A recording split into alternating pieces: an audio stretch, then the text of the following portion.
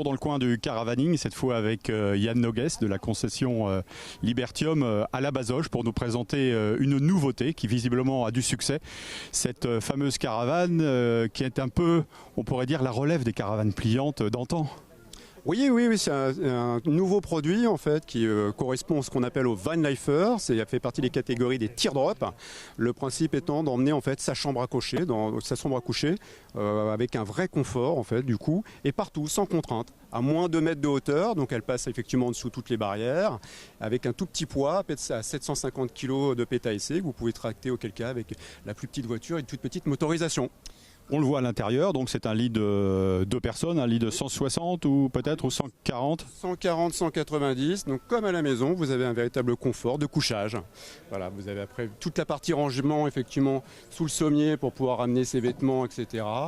Et toutes les commodités qu'on peut avoir, les lampes effectivement du coup nocturnes avec les prises USB pour brancher son téléphone, prise de 120, des rangements un petit peu partout, avec un mobilier design couleur pastel actuel.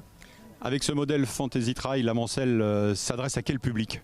Alors ça peut s'adresser à peu près à tous les publics, qu'on soit jeune, vieux, en activité ou pas, à partir du moment qu'on a envie d'être nomade et tout simplement de partir sur de petites courtes durées à tout moment et à tout endroit, eh bien elle peut s'adresser à vous, sans avoir besoin d'investir effectivement du coup dans un van ou un fourgon, ou après être amené à des contraintes type camping-car ou grosse caravane, où là vous allez rester 1 semaine, 2 semaines, 3 semaines. Bien sûr, c'est pas du tout le même usage.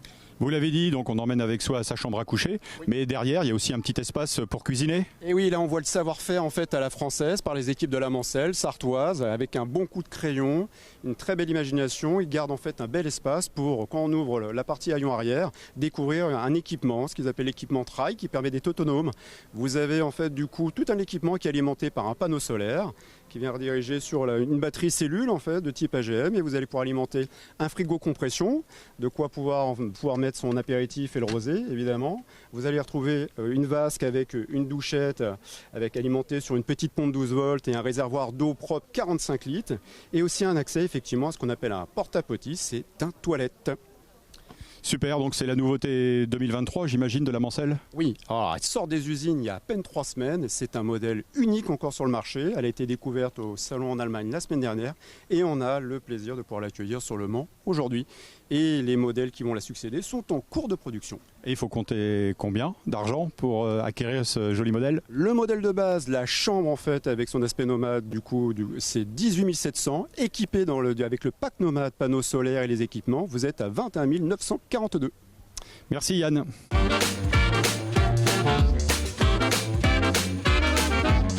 Avec Thierry Lesourd, nous sommes actuellement cortés des camping-cars. Monsieur Lesourd, bonjour. Bonjour. J'imagine que vous êtes là en repérage peut-être pour éventuellement acheter un camping-car. Voilà, on regarde un petit peu ce qui se fait et puis en neuf, en occasion, se faire une idée des prix qui existent et puis de la qualité produit et puis faire un choix. L'objectif c'est quoi? C'est de pouvoir en jouir pour traverser la France, pour se balader en Europe? C'est quoi, vous êtes à la retraite peut-être? À la retraite depuis quelques mois et principalement voyage France et puis après pourquoi pas un petit peu plus loin. Ouais. C'est quelque chose qui vous fait envie depuis longtemps avec votre épouse ou c'est un choix récent?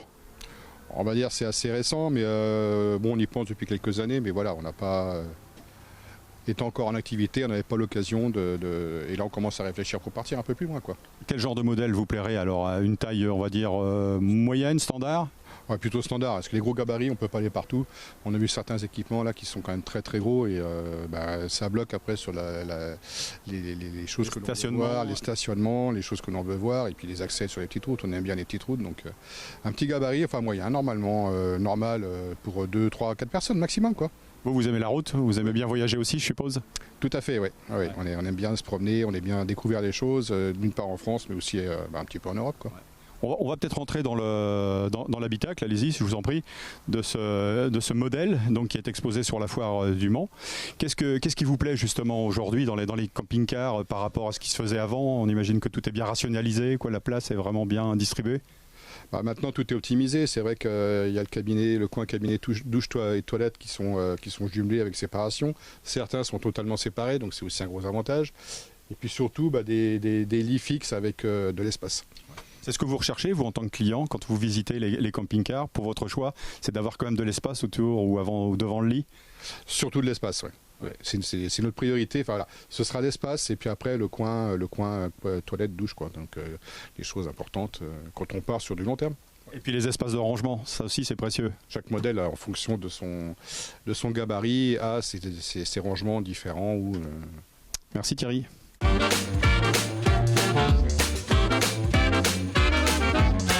J'avais envie de prendre la lumière telle une star et je suis sur la scène avec Caloé, bonjour. Bonjour. Et Paul, bonjour. Bonjour. Swing et Moustache, c'est comme ça qu'on vous appelle? Oui, c'est le nom du groupe, on est 7 dedans. Vous êtes 7 et vous animez la Foire du Mans à l'occasion de cette nouvelle édition. Ça va swinguer? Oui, tout à fait, on essaie de faire swinger les gens. Bon, et alors swinger, c'est quoi? Ça vient d'où? C'est quoi, les années 30? Alors le swing, c'est un sous-style du jazz. Enfin, pas un sous-style sur le plan péjoratif, évidemment, c'est un super style qu'on adore jouer, qui est le style de prédilection de notre groupe Swing et Moustache. Mais comment ça se définit le swing? Parce que c'est pas une vraie musique, le swing. Ah, si, tout à fait. En effet, c'est plutôt des années 30 à 50, comme vous le disiez justement. J'avais l'impression que c'était un ensemble de musiques différentes. Ah, pas du tout. C'est une musique très particulière. Bon. Et je le faisais avec les gens avec qui j'ai fait l'atelier scat tout à l'heure, qui nous fait danser sur les 2e et 4e temps. Et don't mean a thing if you ain't got that swing. Donc, il faut ce rythme-là pour être swing. Oui, tout à fait. Et alors, à partir de ce rythme-là, on fait plein de choses différentes, dont le scat. Alors le scat n'est pas spécifique au swing, c'est spécifique au jazz, puisqu'il a évolué avec le jazz. C'est bien compliqué, hein. Si vous voulez, le jazz est né avec le blues, ensuite s'est transformé en Nouvelle-Orléans, early jazz, et ensuite en swing. Le swing, c'est un des premiers styles du jazz, mais maintenant on n'est plus dans des années 30 à 50, on est en 2023, et vous imaginez bien qu'il y a toutes sortes de jazz. Et le scat peut être fait dans le jazz moderne, bien sûr. Bon, qu'est-ce qu'en pense le musicien, le guitariste? Par rapport au swing, ouais. dites, eh ben, nous, c'est vraiment notre musique qui est très spécifique à une époque, effectivement. Donc c'est pour ça que là, on peut voir, il y a tout un univers un peu vintage autour de ça, et c'est très lié à la danse. Donc nous, en fait, le groupe avec lequel on joue, Swing et Moustache, qui existe depuis maintenant 10 ans, qui a connu pas mal d'évolutions, mais en tout cas la version qu'on voit au Mans là pendant ce festival, c'est une version à 7, et on joue avec des danseurs très souvent dans des balles, et ils sont présents aussi pendant la Foire du Mans, et ils animent des initiations au Lindy Hop, en fait des danses qui sont dérivées du swing, qui se dansent sur le rythme que nous on joue, qui est donc le swing, qui a très bien défini Caloé. Vous me permettez que je vous demande votre âge? 31 ans. Bon, alors qu'est-ce qui à 31 ans fait que on a envie de faire de la musique swing? Alors en fait, moi je trouve que c'est un peu la base du jazz et de l'improvisation, et donc moi j'ai commencé le jazz par ça. Et j'ai l'impression que c'est vraiment une très bonne faire plein d'autres musiques qui sont liées à l'improvisation et au jazz. Mais en tout cas, c'est un peu une sorte de retour aux sources, quoi. Il y a tout là-dedans. Il y a l'esprit blues, il y a le rythme, il y a la communication entre les musiciens, le côté énergique, festif. Alors, énergique, festif, on a l'impression que c'est toujours joyeux. Est-ce que c'est vraiment toujours joyeux ou pas? Je dirais que c'est un petit peu comme le blues. Ça peut être mélancolique, mais jamais triste en effet. Il y a toujours ce... Oui, je crois que il y avait aussi la guerre. Les gens avaient envie de sortir de ces choses de la tête. Alors oui, je pense qu'il y a quand même beaucoup de joie. Bon, vous avez appris le scat à un certain nombre de personnes qui étaient là oui. Tout à l'heure devant votre scène. Ça s'est bien passé? Oui, très bien. Les gens ont été très réceptifs, très sympas. Bon, en tout cas, c'était magnifique, hein, je peux vous le dire. Assuré. Assurez-vous aussi, hein, sans problème. Donc vous êtes 7 dans le groupe, on va voir les autres sur d'autres ateliers, c'est ça? Oui, on va voir les autres notamment demain et après-demain soir, puisqu'il y a un grand bal ici pendant la journée. En fait, vous allez voir des formations réduites. Voilà. Ok, super. Merci à tous les deux.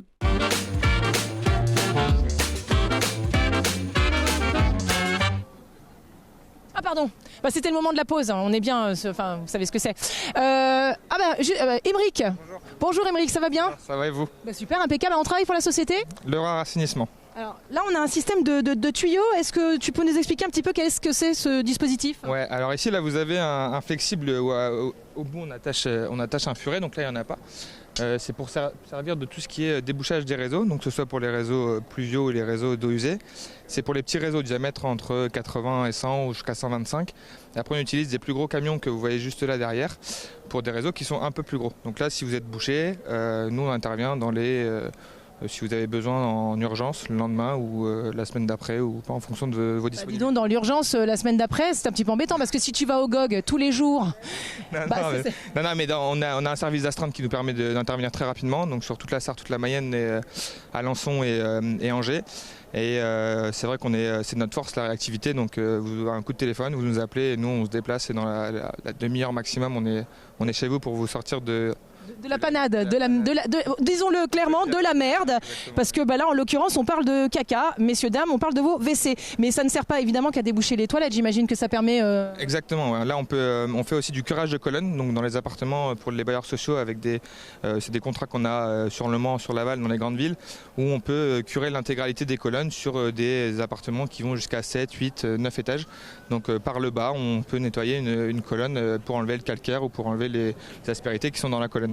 Donc voilà, donc en gros, si vous avez un problème dans votre quotidien s'agissant de vos tuyauteries, eh bien la société Levrard peut venir solutionner tout ça. Alors il y a aussi un autre dispositif, et là en l'occurrence qui est presque, je vais dire, révolutionnaire, c'est un système de caméra.